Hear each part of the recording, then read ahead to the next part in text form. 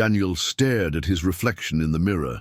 He had combed his hair 3 times already, straightened his shirt twice, and tried on 2 different ties.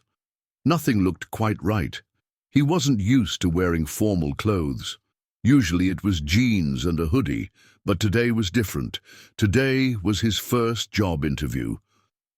At 21, Daniel had just finished a short technical course. He wasn't the most confident person in the room.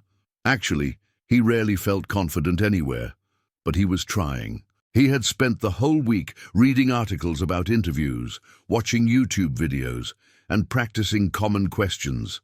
Still, his stomach felt like it was tied in knots. The company wasn't big, but it was serious. A real office, real clients, a real step forward. Daniel wanted this. He needed this. And there was one more thing. Part of the interview might be in English. Daniel had studied English in school and even taken a few online classes. But using it in real life? In an interview? That was a different story. "What if I freeze?" he whispered to himself. He practiced again in the mirror. "Nice to meet you. My name is Daniel. I'm excited to be here. I studied computer support." His voice sounded shaky, but he kept going. Outside, the sun was rising.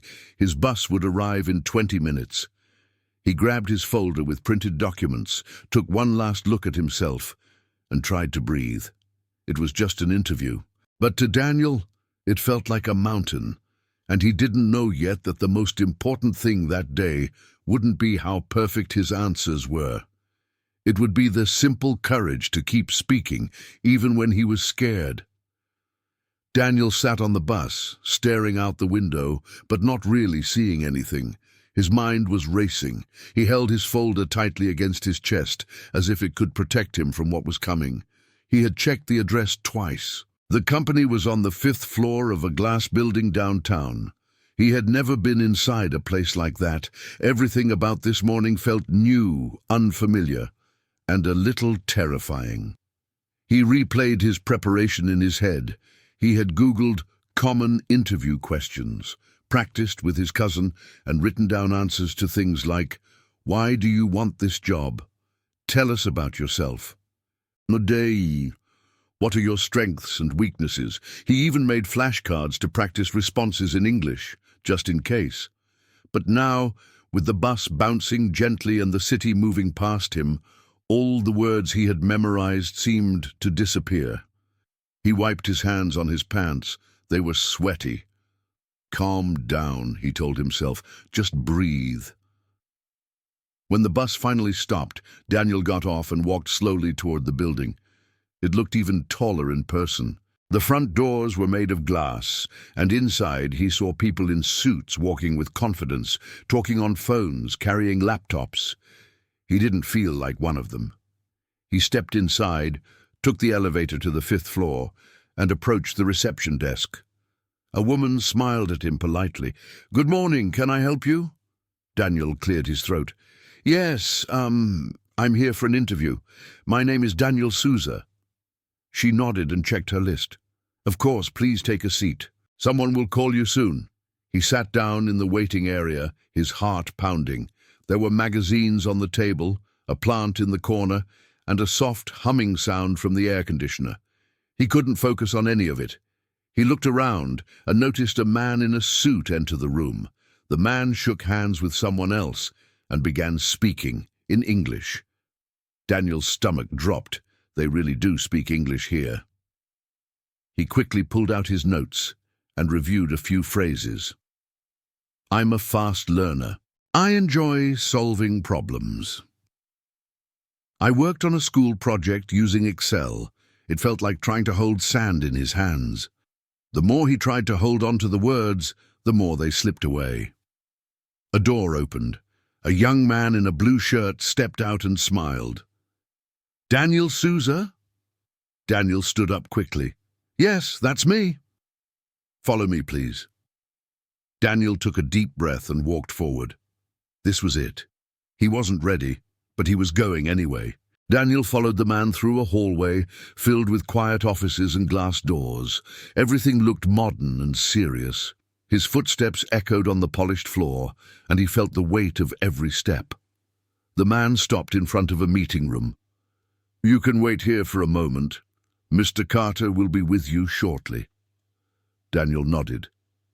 "Thank you." He stepped inside the room. It was small but clean. A table with 4 chairs, a glass of water, and a notepad with a pen. A large window let in natural light. On the wall was a quote, "Success is the sum of small efforts, repeated day in and day out." He sat down slowly and tried to steady his breathing. A minute later, the door opened again.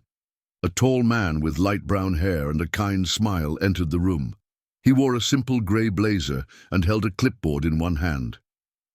"Good morning," he said, extending his hand. "I'm Mr. Carter." Daniel stood up quickly and shook his hand. "Good morning, sir. I'm Daniel." "Nice to meet you, Daniel. Please sit." They both sat down, and Mr. Carter glanced at the paper on his clipboard. "So," he began, smiling, "I understand this is your first job interview?" "Yes," Daniel replied, sitting up straight. "First one." "No problem. Everyone starts somewhere." He paused, then continued. "Just to let you know, part of this interview will be in English. Is that okay?" Daniel's heart skipped a beat. "Oh, yes, okay." He forced a small smile, but inside he was panicking. "Great," Mr. Carter said casually. "We just want to understand your comfort level. It doesn't have to be perfect." Daniel nodded, but his throat felt tight. "Let's begin with some simple questions. First, tell me a little about yourself." Daniel cleared his throat. "Okay." He tried to remember what he had practiced. "My name is Daniel Souza. I'm 21 years old. I live in São Paulo with my family. I finished a technical course in computer support last year." "Good," Mr. Carter said. "Why are you interested in this position?" Daniel hesitated. "Because I like working with technology, and I want to learn more. I think this job is good for growing." Mr. Carter nodded patiently. "For growth? Yes, I understand." Daniel felt his face heat up. His mind was working so hard, searching for the right words, building sentences slowly. He knew his grammar wasn't perfect, but he pushed through. "What are your strengths?" Mr. Carter asked, still in English. Daniel looked down for a second.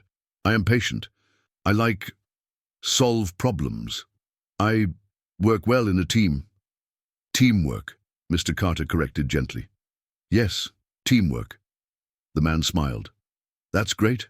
And what about weaknesses?" Daniel gave a nervous laugh. "English?" They both chuckled. "Well," Mr. Carter said, switching briefly back to Portuguese, "you're doing just fine so far." Daniel smiled a little wider, feeling a small wave of relief. Mr. Carter continued the interview, mixing English and Portuguese. Daniel struggled with some questions, paused often, and had to ask him to repeat things more than once. But he never gave up. He listened carefully, answered slowly, and made sure to show his interest, even when the words didn't come easily. When the interview ended, Mr. Carter stood and offered his hand again. "Thank you for your time, Daniel. We'll be in touch soon." Daniel shook his hand. "Thank you very much." As he walked out of the building, his legs felt like jelly, but his chest felt lighter. He hadn't been perfect, but he had faced it. The elevator doors closed behind Daniel as he leaned against the wall and took a deep breath. He couldn't believe what had just happened. He had spoken English in a real interview, not in a classroom, not in an app, not to a teacher who already knew his level. This was real, and he had survived it. He smiled to himself. It hadn't been perfect. He had made mistakes. He had frozen once or twice, but he had also answered every question. He had understood most of what Mr. Carter said, and more importantly, he hadn't given up. As he walked to the bus stop, his heartbeat slowed. His brain was still translating things, replaying moments. He remembered Mr. Carter's smile when he made a joke in English. He remembered how it felt to say something correctly and see understanding in the interviewer's eyes.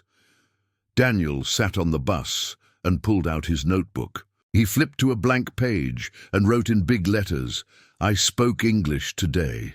He underlined it twice. It was a small sentence, but it meant the world to him. At home, his mother was in the kitchen. She turned around when he walked in. "So? How did it go?" Daniel took a breath. "It was hard, but good." "Did they ask in English?" "Yes." "And you answered?" "I did. I was nervous, but I answered." His mom smiled and hugged him tightly. "I'm proud of you." Daniel felt warmth spread through his chest. He didn't know if he'd get the job, but right now that didn't matter. What mattered was that he had done something that scared him. He had spoken up, he had shown up, and that was more than enough. The next morning, Daniel woke up still thinking about the interview. His mind kept replaying everything, the questions, his answers, the moments he froze, and the moments he pushed through. He remembered one part clearly. "Mr. Carter had asked, 'Can you describe a problem you solved during your course?'" Daniel had paused, then tried. "In the final project, we had a printer problem. The printer, it didn't work." He'd stopped, frustrated, but Mr. Carter waited patiently. Daniel continued, "I find the error. The driver was wrong. I installed new driver. After it worked." He had smiled awkwardly, embarrassed, but Mr. Carter had said, "Good. That's a real answer.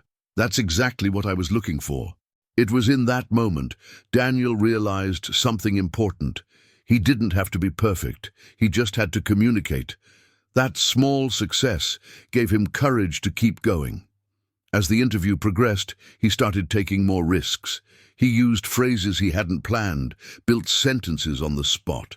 Sometimes they came out wrong, but most of the time, they worked. He said things like, "I am not fast, but I like to learn step by step. I always ask when I don't understand. I don't pretend." Or, "In my class, I helped other students when the computer had problems." He even surprised himself when he used a word he'd only heard once in a video, efficient. He said, "I want to be efficient with time and with customers." Mr. Carter had nodded and smiled. "That's a good goal." Back home, Daniel decided to write everything he could remember from the interview. He opened his notebook again and wrote, "Things I said right. I want to learn. I work well in a team. I like to solve problems, mistakes I made. It don't work, should be, it didn't work. Forgot the word driver for a second, used for grow instead of for growth. But instead of feeling bad about those mistakes, he felt motivated. He could fix them, he could study more, he could get better. What really mattered was that he didn't give up, even when he was nervous, even when he stumbled. He kept talking, he kept trying. That was new for him. At school, he had always been quiet during English lessons. He was afraid to speak in front of the class, afraid to sound stupid. But now, he wasn't afraid in the same way. Now he knew that people would listen, even when he made mistakes. Now he knew that mistakes were part of progress. That night, he practiced speaking out loud again. This time, he smiled when he made mistakes. He corrected himself gently, just like Mr. Carter had done. It didn't work," he said, laughing. "Okay, that's better." He looked in the mirror and repeated, "I can speak English." Not perfectly, but confidently. And that was a bigger success than he had ever expected from just one interview. 2 days had passed since the interview, and Daniel still felt the weight of it in his chest. But it wasn't fear anymore. It was something closer to pride. He didn't know if he'd get the job. He hadn't received any calls or emails yet. But for the first time in a long time, he felt like he had done something that mattered. He had shown up. He had spoken in another language. and he had been understood. That morning, while eating breakfast, Daniel's phone buzzed. He reached for it quickly, his heart jumping, but it was just a message from a friend. Still nothing from the company. He sighed, trying not to let the hope in his chest turn into disappointment.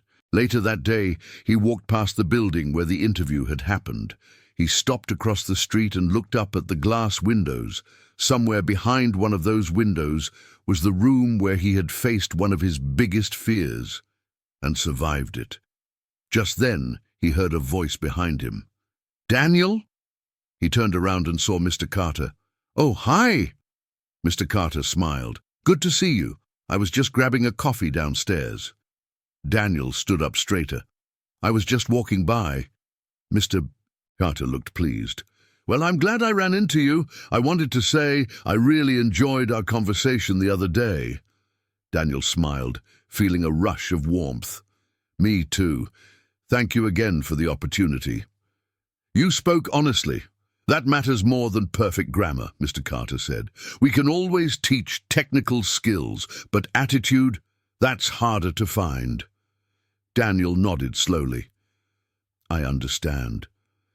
"We're still finishing interviews this week," Mr. Carter continued. "But just so you know, you made a good impression." Daniel's eyes widened. "Really? Really?" They said goodbye, and Daniel walked away with a lighter step. He still didn't have a job. He still didn't know what would happen next. But someone had noticed him. Someone had seen his effort, and in a world that often felt too fast, too cold, and too competitive, that meant everything. That night, Daniel sat at his desk with the lights off and the window open. A cool breeze moved the curtains gently. The city outside was alive with quiet sounds, cars in the distance, footsteps on the sidewalk, the hum of a late bus. He looked down at his notebook, the same one where he had written, "I spoke English today." He smiled and added a new line underneath. And it wasn't perfect, but it was enough. Daniel had always thought success meant being flawless. That confidence came from knowing everything, doing everything right. But now he understood something else. Confidence wasn't the absence of mistakes. It was the choice to speak anyway. In the interview he had stumbled, he had searched for words, he had paused, but he never gave up.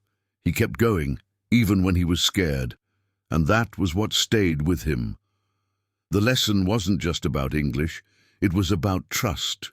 Trusting that people would be patient, trusting that effort matters, trusting that progress is made in moments of discomfort, not safety.